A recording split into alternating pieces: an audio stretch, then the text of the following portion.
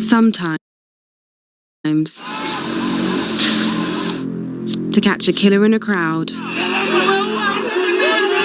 all it takes is one little click. In June last year, blood was spilt on the grounds of Kenya's parliament.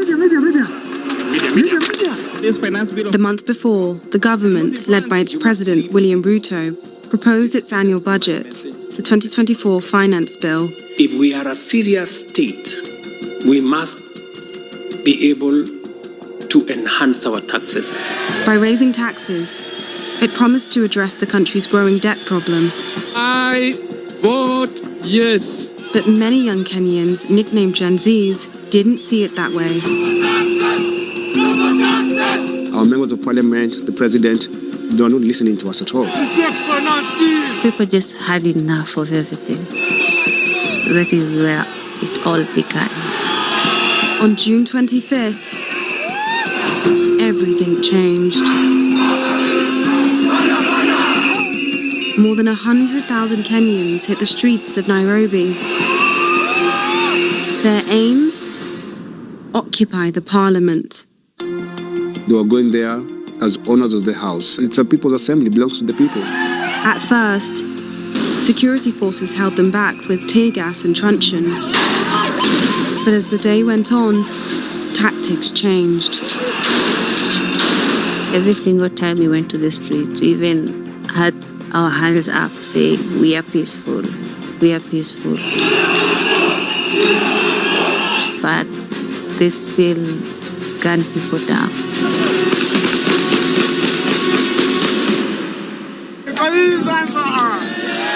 At least 3 young men were killed at Kenya's parliament: David Chege, Erickson Mutisia, and Eric Shieni.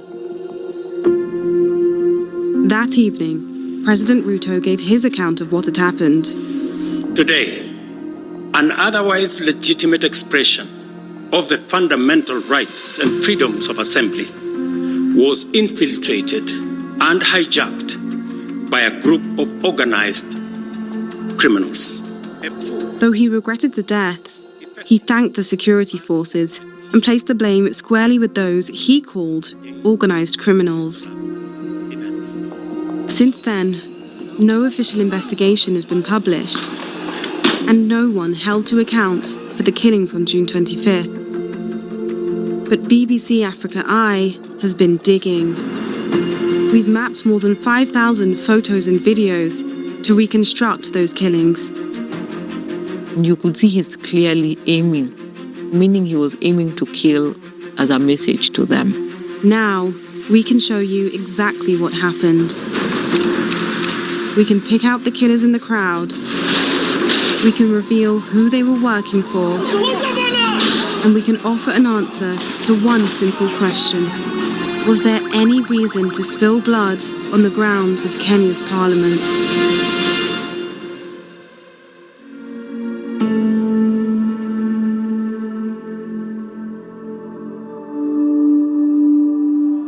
When I came into office, I told everybody, tighten up your belts. I am not going to preside over a bankrupt country. I am not going to preside over a country that is in debt distress.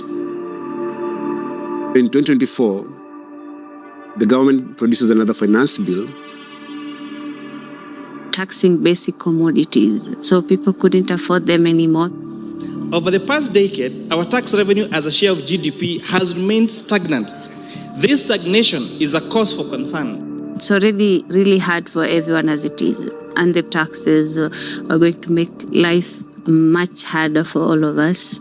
The whole principle is that you must live within your means. We have billions of Kenya shillings lost in corruption every single day, and no one is held to account. The differences between how the common citizen is living and how the political class is living is... People are just pained, and our members of parliament, the president, they are not listening to us at all. This committee did indeed listen to the people of Kenya. From the VAT that was proposed on bread to the border sector, to the eco levies on diapers, on sanitary towels. There was anger that was expressed yesterday on the streets. And we start this hour in Kenya, where the security forces have clashed with hundreds of protesters opposed to tax hikes put forward by the government. It was a Gen Z protest to begin with, young people. The protests, they're not only in Nairobi, they're across the country. For the first time, it was the Kenyan people, the working class, and the middle class, and the lower class against the ruling class. Even when we were on the streets, they don't understand why we are there. We did the first protest on the June 18th arrest, June 20th arrest, and then we said on the 25th, we are coming back to occupy Parliament. The atmosphere was extremely tense, but no one really anticipated what would have happened on 25th. Honorable members, we have quorum to transact business. June 25th, 2024. Yes, order. 9:30 a.m. at Kenya's Parliament. We are dealing with a very important issue of the finance bill. Inside, MPs are filing in for the last reading of the government's finance bill. Outside, it was a party. It was a beautiful party. Kids came out with Bluetooth speakers and their water. It was a carnival, the entire city. There was no destruction. There was no violence. There was only one goal. When we started reading the bill, we'd go to Parliament. I'd look at every corner and every side. I really felt that this was it. This is something this country has never seen before. I saw hope. My name is Ademba Alans. I'm a journalist by profession, currently in school. On June 25th, for me it was just a normal day. I knew people would just be there, shout, Ruto must go. People are live streaming on their TikTok, on their Instagram. And now the media is here. These things are being live streamed on national TVs. That's when I realized that it was going to be serious. Honorable members, do we put the question? By the time voting begins, will as many as of that opinion say aye? Numbers have hit over 10,000 in central Nairobi. I would say, you know what, we're going to go all out. We felt this was possible, we would finally occupy Parliament. But the police have other ideas. Now the numbers start getting bigger and people actually start getting arrested. The police are everywhere. They're trying to push people back. People start confronting the police officers, not fighting them, but asking them, why are you arresting us? We are peacefully protesting.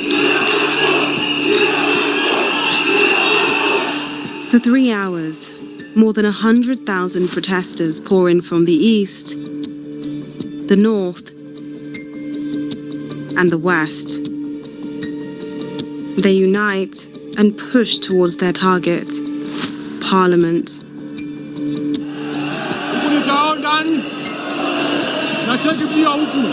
are not scared at all.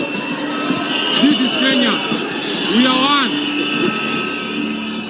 Order, honorable members, order. Despite the chaos on the streets, Go ahead and vote. MPs are still in the chamber. I vote yes. Ongili Babu Owino. I vote no.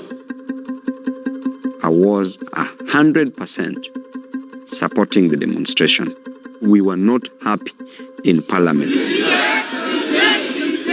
There was a lot of lobbying by the executive, those members of Parliament who were in support of the finance bill. Earlier on, they were so happy that they were winning. Back at the protest, police are holding these 3 pinch points. Tear gas and rubber bullets hound the protesters. But they keep coming. People even climbing on top of those water cannons. People evading arrest. Now numbers are increasing. People had one sole goal. to enter the parliament. By 2 p.m., police are mounting a last defense at the northeastern corner of Parliament. But they're surrounded.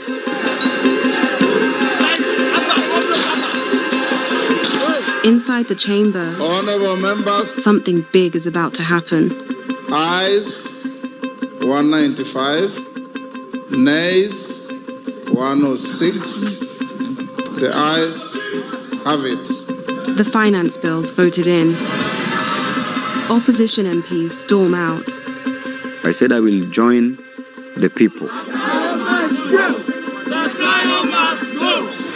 Word instantly reaches the protesters. After some of us getting arrested and being beaten up, they still pass it to be an actual bill. Now, this is when everybody is saying that whatever happens, we are going to enter the parliament and show the MPs that we believed in what we were fighting for. At 20 minutes past 2, they break through.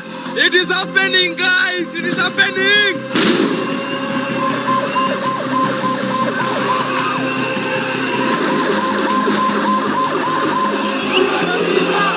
They've reached Parliament.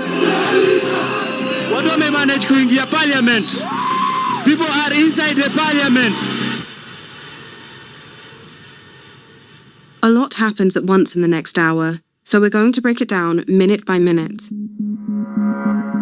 We've analysed over 5,000 photos and videos shot on the ground that day. We've determined when each was shot, using camera metadata, live stream timings, and public clocks visible in the shots. And we've plotted where they were shot on a 3D reconstruction of the site, giving us a second-by-second, 360-degree view of what happened next. We left the protest at 20 minutes past 2, with police in full retreat. Some demonstrators pursue them down Parliament Road. Others overrun this area and destroy an abandoned police truck. The rest tear down the fences and set foot on the grounds. The incursion is short. They don't make it inside. Security forces return up Parliament Road to clear them out. But with them come the photojournalists. On the front line, one photographer took these. He didn't know it then, but he'd just captured the last 3 seconds of this man's life.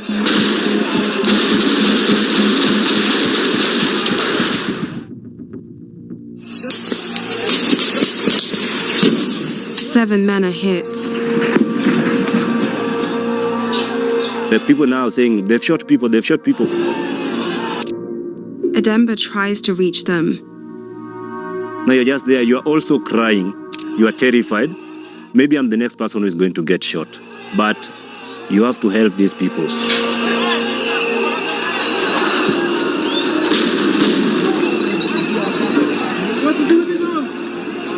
But for 2 of those men, he's already too late. There was a guy next to me, was in white overalls. I don't know where he's shot, but he was shot. You could see blood.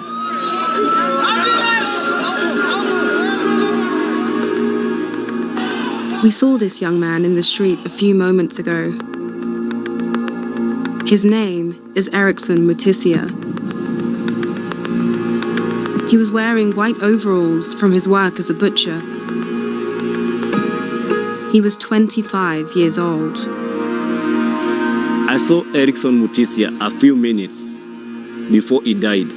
He died on the spot right next to me. What did he do wrong? Did he pose any threat? Why is he dead?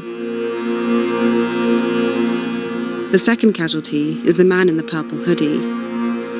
His name is David Chege, a 39-year-old software engineer who ran a Sunday school for children. He was kind, humble, soft-spoken. Impossible. No, it's impossible. You know what? Why? I went to some of those funerals. I went to enough funerals to last me a lifetime. The kids who buried him were his Sunday school students. And everyone had dispersed. Found the mother standing alone at the grave. Mom, so sorry for your loss. What did you like to tell the country? Yeah, I have no words. I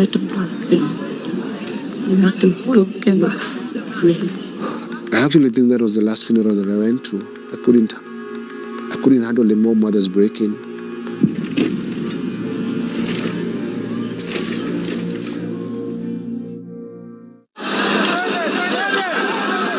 To find David and Ericsson's shooter, we need to find the moment he pulled the trigger. Police advance up Parliament Road, then this happens.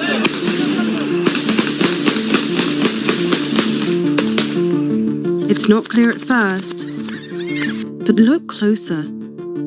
One officer kneels to a firing position, and then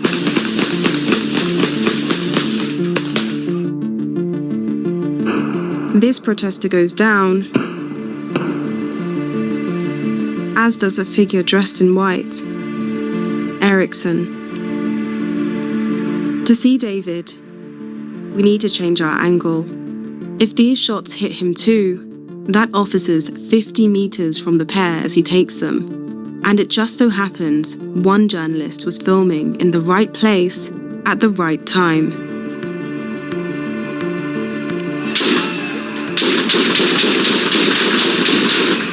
Same shots. The protester we saw fall in the first video, and David, now dead next to him. There's no doubt some of these shots hit David and Ericsson.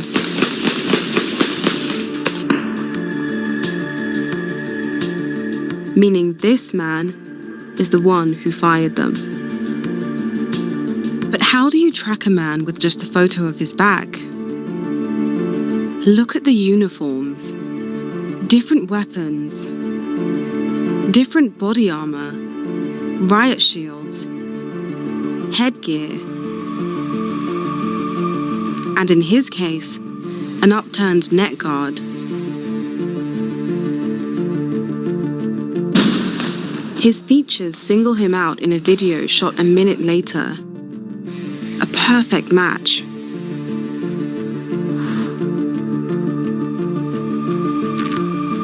He keeps his back turned in this one too. All except for one little click. Before he opened fire, he made sure to hide his face. Why is his face being covered up? They decided that they have to shoot. Why? Why did you kill us? Why did you kill peaceful protesters? But our hunt for accountability doesn't end here. I just saw the video of moments before David Chege and Ericsson were shot dead. My heart really sank because you could hear the police officers saying, "Ua, ua." It's a Swahili word which means to kill.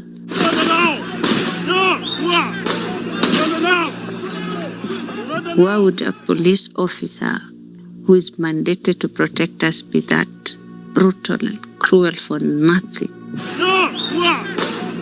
After months of digging, BBC Africa Eye can identify this police officer.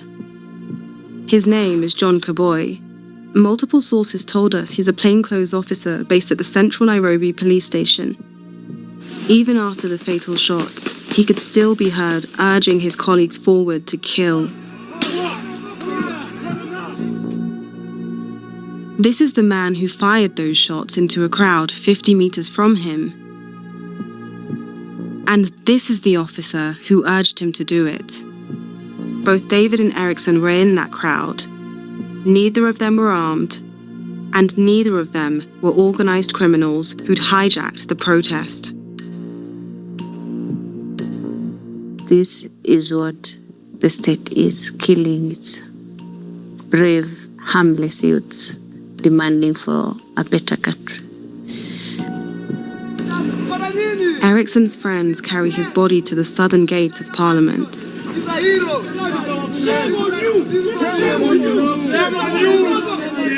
Through its bars, MP Owinu tries to console them. These gentlemen were genuinely fighting for their lives. I jumped across the gate to see if I could provide help, but this young man had lost his life. From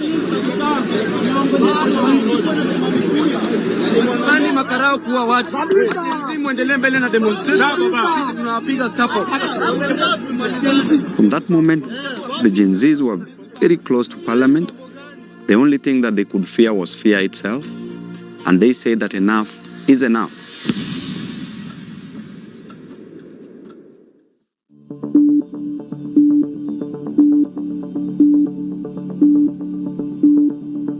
Rather than dissuade the demonstrators, the killings have galvanized them. They try for Parliament again, but this time they do it differently. People came in numbers. Like, a whole stadium is there. Most of them are just, they fear for their lives, but they want to get to the Parliament. One man at the front of the pack stands out. We saw him earlier, photographed seconds before David and Ericsson were shot dead. It's a clearer picture, but we still can't see who he is. But in this one, we can. No jacket, but the gloves are the same. And the shorts match too.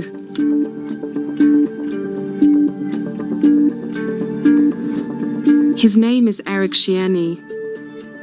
On a normal day, he'd be studying at university.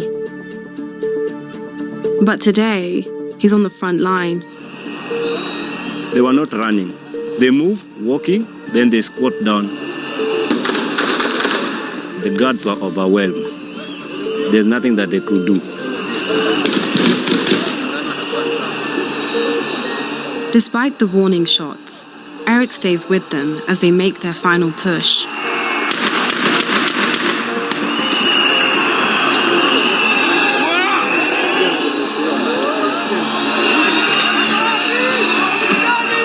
People now entered the Parliament. People were inside the Parliament.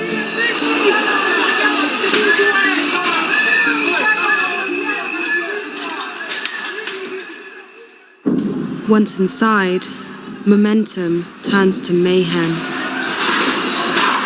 The damage is in the millions. Even the chamber is breached. Mr. Speaker, sir, I'm here to address you. You must go. Ruto must go. The last MPs who were just in that chamber evacuate. Those MPs were so scared.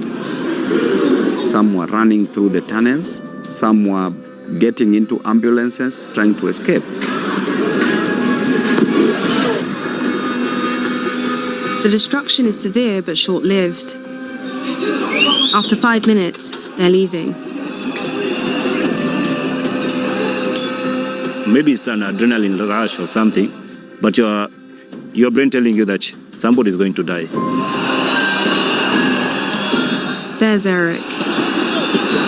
Something spooks the crowd.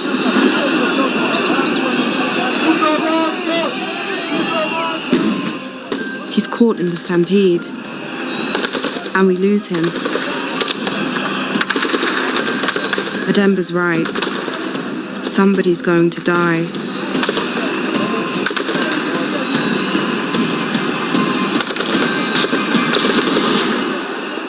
What just happened? Behind the smoke, 3 bodies remain. 2 of them are wounded. Ademba's there again, leading the evacuation. This person is heavily bleeding. There is no ambulance, so we carry him. They're shooting us. Why are you shooting us? Why are you killing us? feared for my life, that my parents would never see me again. But I also feared to let other people die when I could help. But the third casualty is beyond Ademba's help.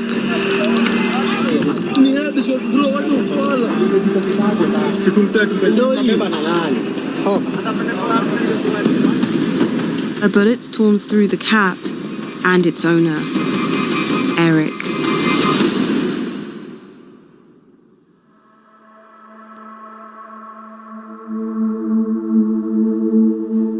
Eric Kayoni Shieni. Good day! Good day! Perfect day! He was a 27-year-old student of the University of Nairobi. He studied finance. I hope that his death is not in vain. And as long as we live, we shall fight for justice for him and the others who died in streets. Baby, mani sina, leo sina kitu, kesho ntafanikiwa. Only you, baby, my only one.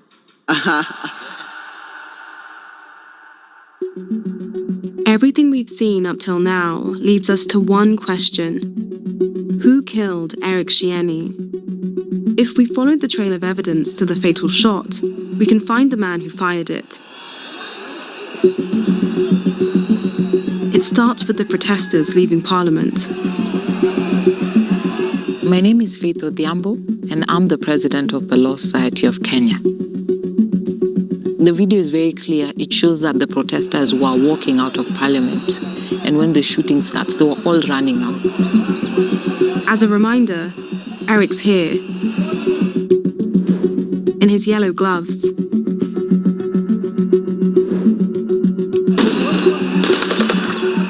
We lose him for a moment, but pick him back up as he reaches the exit. A last flash of his yellow gloves, and then Eric goes down. Now we've got the gunshot, we can get the shooter. At first, the bedlam obscures any clues. Then this man steps into frame. You could see he's clearly aiming, so meaning he was aiming to kill as a message to them. Have a look from another angle.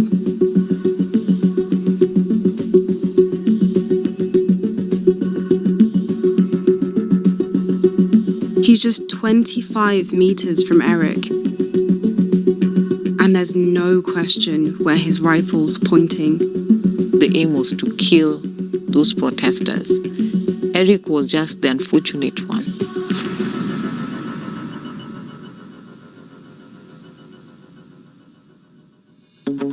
With this video alone, our trail to the shooter looks like it's ending. But like the last one, this one's got a giveaway. His uniform. A white shoulder patch, a matte green helmet, tan boots,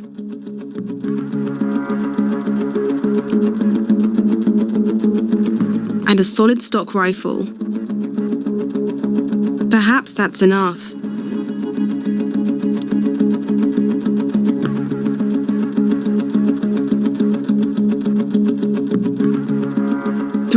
After the shooting, a photographer caught these.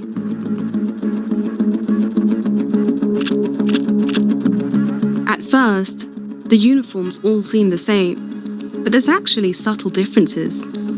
Wrong headgear, no shoulder patch,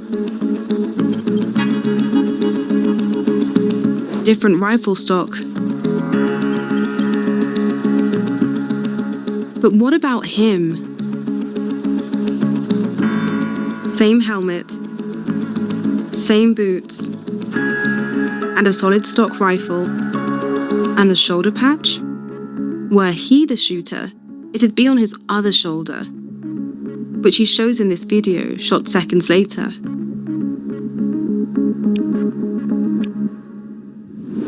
There.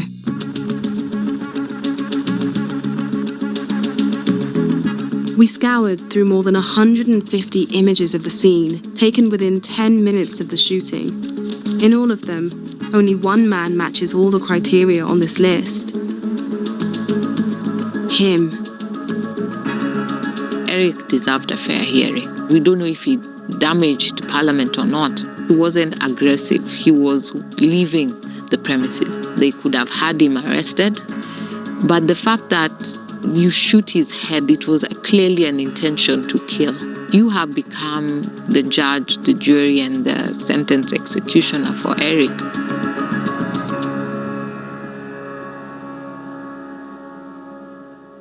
Our suspect wasn't there by mistake. He was working for someone. So the last question is, who? The answer lies in these. Taken 7 minutes after the killing. The squad's moved, but our suspect's still with them. There he is, and there's his badge. But is it white? Boost the natural color. Black, red, and green too. Only one part of Kenya's security forces officially wears this when deployed domestically. The army.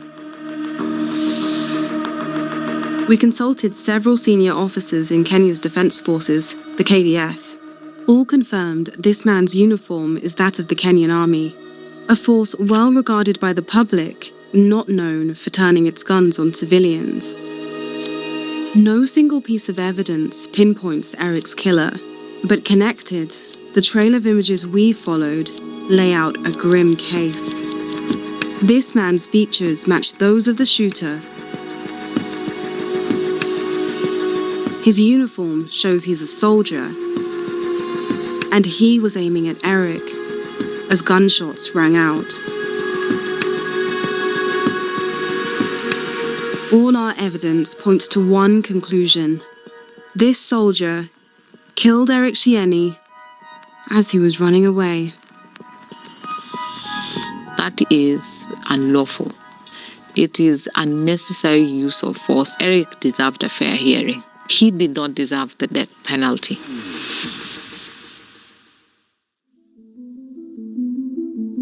It was very terrible that day. Let me just breathe because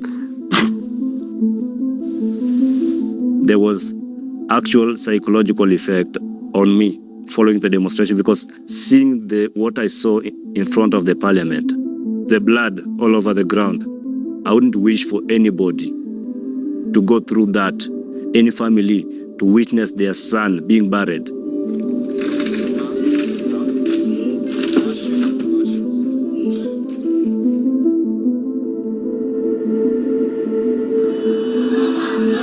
More than 2/3 of Kenya's counties held demonstrations on June 25th. There was turmoil in some. Shops were looted, buildings torched, and an estimated 30 people killed. The account President Ruto gave on June 25th painted some of the protesters as organized criminals who hijacked the demonstrations.